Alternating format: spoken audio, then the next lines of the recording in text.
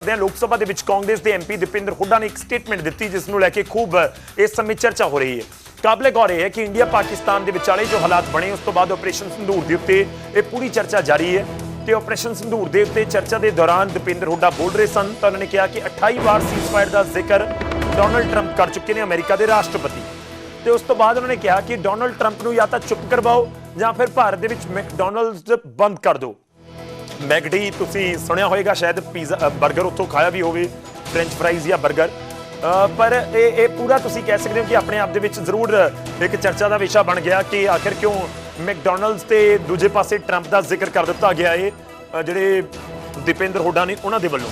ਕਾਬਲੇ ਗੌਰ ਹੈ ਇਹ ਤੇ ਦੋ ਮਤਲਬ ਕੱਢੇ ਜਾ ਸਕਦੇ ਨੇ, ਇੱਕ ਤਾਂ ਸਿਆਸੀ ਤੌਰ ਦੇ ਉੱਤੇ ਖੂਬ ਤੰਜ ਕੱਸੇ ਜਾ ਰਹੇ ਨੇ ਤੇ ਦੂਜੇ ਪਾਸੇ ਦੀਪਿੰਦਰ ਹੁੱਡਾ ਕਿਤੇ ਨਾ ਕਿਤੇ ਸ਼ਾਇਦ ਇਹ ਵੀ ਕਹਿੰਦੇ ਹੋਣ ਕਿ ਜਿਹੜਾ ਵਪਾਰ ਹੋ ਰਿਹਾ ਹੈ ਵਿਦੇਸ਼ ਤੋਂ ਆ ਰਿਹਾ ਹੈ ਤਾਂ ਉਸ ਦੇ ਉੱਤੇ ਵੀ ਜਿਹੜੀ ਰੋਕ ਉਹ ਲਗਾਈ ਜਾਵੇ। ਖੈਰ ਦੀਪਿੰਦਰ ਹੁੱਡਾ ਹਰਿਆਣਾ ਤੋਂ ਮੈਂਬਰ ਪਾਰਲੀਮੈਂਟ ਚੁਣੇ ਗਏ ਇੱਕ ਵੱਡਾ ਨਾਮ ਨੇ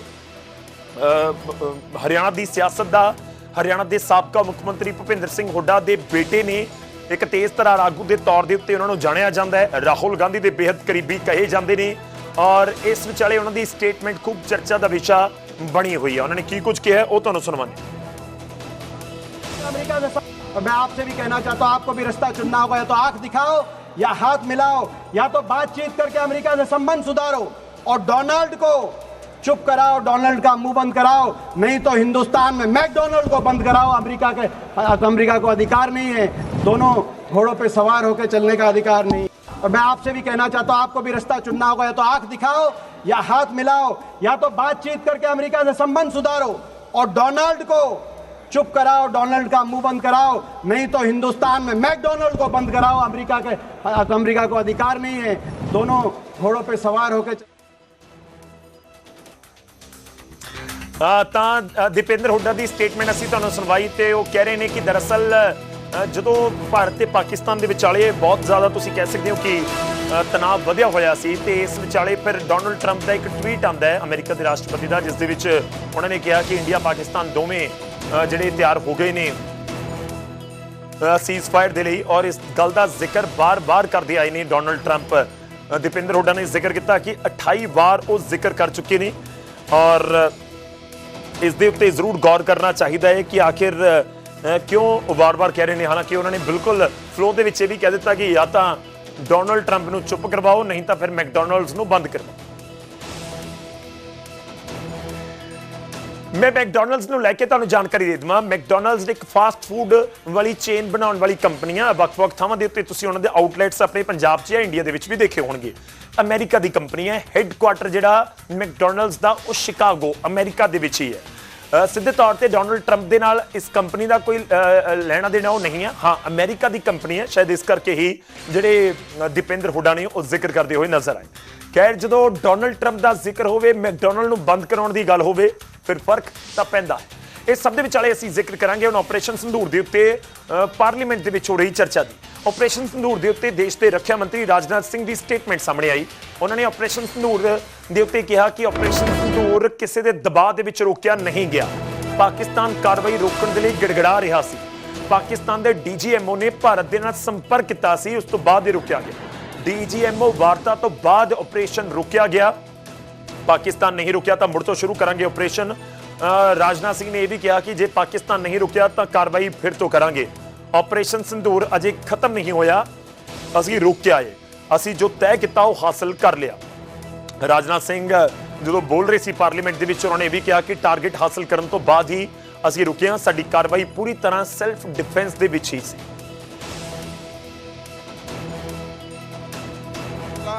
मेरी कार्रवाई इसलिए रोकी क्योंकि कॉन्फ्लिक्ट के पहले और उसके दौरान जो भी पॉलिटिकल और मिलिट्री ऑब्जेक्टिव्स तय किए गए थे उसे हम पूरी तरह से हासिल कर चुके थे।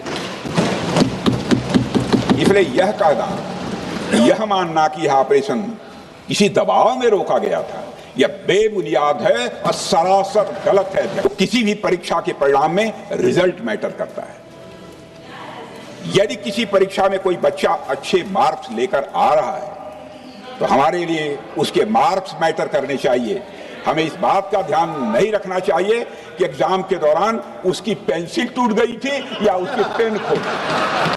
10 मई को पाकिस्तान के डीजीएमओ ने भारत के डीजीएमओ से संपर्क किया और सैन्य कार्रवाइयों को रोकने की अपील की। मैं सदन में यह बात फिर से दोहराना चाहूंगा कि पाकिस्तान के डीजीएमओ ने भारत के डीजीएमओ से संपर्क किया और सैन्य कार्रवाइयों को रोकने की अपील की। 12 मई को दोनों देशों के डीजीएमओ के बीच औपचारिक संवाद हुआ और दोनों पक्षों ने सैन्य कार्रवाइयों पर विराम लगाने का निर्णय लिया। यह ऑपरेशन केवल पाज किया गया है, स्थगित किया गया है। यह ऑपरेशन समाप्त नहीं हुआ है अध्यक्ष महोदय। अगर पाकिस्तान की ओर से भविष्य में कोई भी मिस एडवेंचर हुआ तो यह ऑपरेशन, अध्यक्ष महोदय, मैं सदन को आश्वस्त करना चाहता हूं, दोबारा प्रारंभ हो। देश ये भी जानना चाहता है, वे 26 लोग जो जिनके परिवारों में आज कोई गुजर गया, वे ये भी जानना चाहता है कि 100 दिन गुजर गए और वे 5 दहशतगर्दियों को यह सरकार पकड़ नहीं पाई।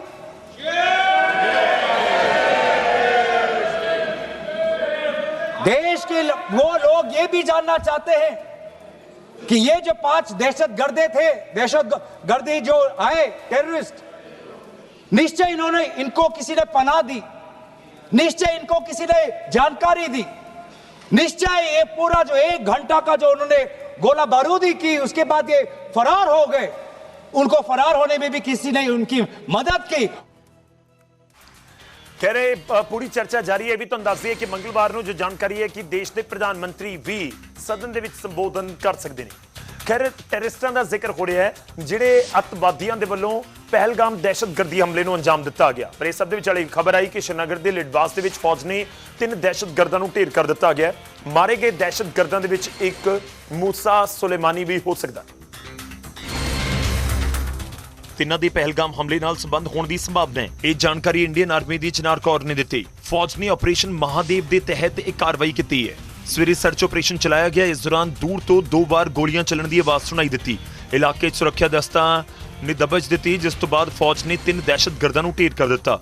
ਮਾਰੇ ਗਏ ਦਹਿਸ਼ਤਗਰਦਾਂ ਦੇ ਕੋਲੋਂ ਅਮਰੀਕਾ ਦੇ ਬਣੇ ਹੋਏ M4 carbine, AK-47, 17 rifle grenade ਮਿਲੇ ਨੇ। ਇਹਨਾਂ ਤੋਂ ਇਲਾਵਾ ਹੋਰ ਵੀ ਕਈ ਸ਼ੱਕੀ ਸਮਾਨ ਬਰਾਮਦ ਕੀਤਾ ਗਿਆ। और सवाल तो जरूर है कि 5 दहशतगर्द कितने गए, आखिर क्यों उन्होंने हुण तक पता नहीं लग सकिया। पर कि बाकी मास्टरमाइंड तक प्रशासन या एजेंसियां पहुंच चुकी हैं। हुण अगे वधदे ते गल इंडिया पाकिस्तान के रिश्तों के विचाले क्रिकेट मैच की। टीम इंडिया के साबका कप्तान सौरभ गांगुली ने भारत पाकिस्तान मैच का समर्थन किया। सौरभ गांगुली का मनना है कि भारत और पाकिस्तान के विचाले क्रिकेट संबंध जारी रहने चाहिए नहीं। हालांकि दहशतवाद नहीं होना चाहिए, पर खेड भी नहीं रुकना चाहिए। Yeah, I'm okay. Sport must go on. At the same time, Pahalgam should not happen, but sports must go on. So terrorism has to stop. Terrorism cannot go on, and I think India had taken a strong stance to terrorism. That's past. Just try and make sure it doesn't happen again. But sports needs to be played. Ganguly ने यह बयान Asia cup के होने वाले भारत पाकिस्तान के मुकाबले ਨੂੰ ਲੈ ਕੇ ਦਿੱਤਾ ਹੈ, जिस का शेड्यूल जारी कर दिता गया है। भारत और पाकिस्तान ਨੂੰ UAE और ओमान के नाल एक ही ग्रुप के रखा गया है। 14 सितंबर ਨੂੰ ਦੋਵੇਂ ਟੀਮਾਂ ਆਮੋ ਸਾਹਮਣੇ ਹੋਣਗੀਆਂ। ਜੇਕਰ ਦੋਵੇਂ ਟੀਮਾਂ ਸੁਪਰ 4 ਦੇ ਵਿੱਚ ਪਹੁੰਚਦੀਆਂ ਨੇ ਤਾਂ 21 ਸਤੰਬਰ ਨੂੰ ਮੁੜ ਤੋਂ ਮੁਕਾਬਲਾ ਹੋ ਸਕਦਾ ਹੈ। ਯਾਨੀ ਦੋਵੇਂ ਫਾਈਨਲ ਦੇ ਵਿੱਚ ਪਹੁੰਚਦੀਆਂ ਨੇ ਤਾਂ ਤੀਜੀ ਵਾਰ ਵੀ ਟੱਕਰ ਹੋ ਸਕਦੀ ਹੈ।